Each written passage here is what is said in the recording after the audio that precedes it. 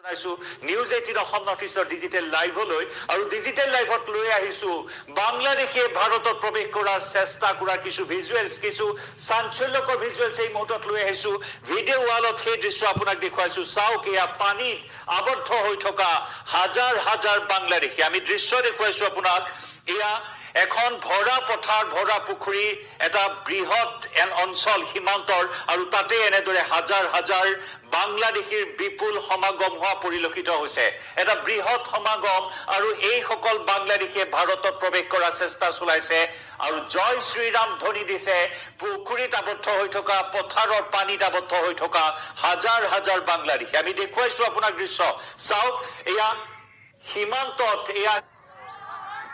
হাজাৰ বাংলাদেশীৰ বিপুল সমাগম হৈছে আৰু এনেদৰে হাজাৰ হাজাৰ বাংলাদেশীয়ে জয় শ্ৰীৰাম দি ভাৰতত প্ৰৱেশৰ চেষ্টা চলাইছে বাধা প্ৰদান কৰিছে বিএছএফ আমি দৃশ্য দেখুৱাইছো চাওক বিএছএফৰ জোৱান বৃহৎ পৰিমাণৰ বিএছএফ তাত মোতায়েন কৰা হৈছে আৰু এই সকল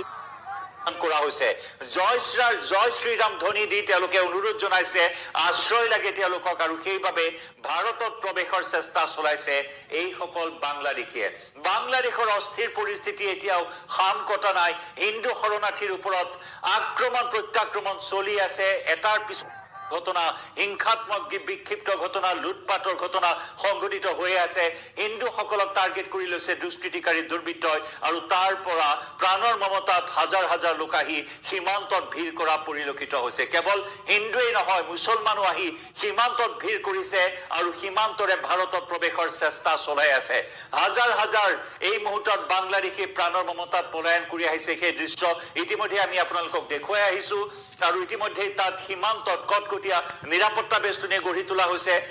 সমুদ্ৰ পৃষ্ঠটো উপকূলৰক্ষীয়ে অহৰহ তন্নতন্নকৈ পৰীক্ষা চলাই আছে উত্তৰ বংগ সীমান্তত আৰু সমান্তৰালকৈ অসম আৰু বাংলাদেশৰ সীমান্তত ভাৰতৰ বিভিন্ন সীমান্তত এই মুহূৰ্তত কটকটীয়া নিৰাপত্তা বেষ্টনী গঢ়ি তোলা হৈছে আৰু এই দৃশ্য যি আমি আপোনালোকক দেখুৱাইছো এই সকল হাজাৰ হাজাৰ বাংলাদেশীয়ে জয় শ্ৰীৰাম ধ্বনিৰে আহি প্ৰৱেশ কৰিছে ভাৰতত প্ৰৱেশ কৰিবলৈ এই তথ্য কোৰ হয় কোৰ দৃশ্য হয় সেয়াও আমি আপোনালোকক জনাম